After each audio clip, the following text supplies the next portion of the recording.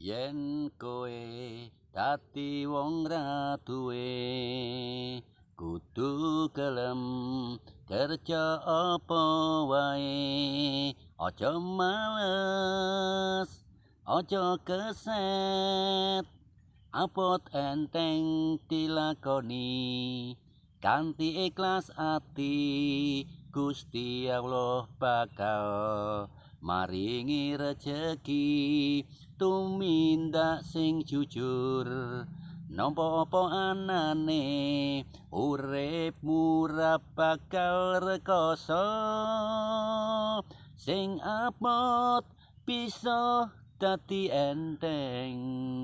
sing angel bisa dadi gampang sing apot bisa dadi enteng sing angel bisa dadi gampang sing penting kowe niat sing penting kowe nrimo aja kowe mikir-mikir meneh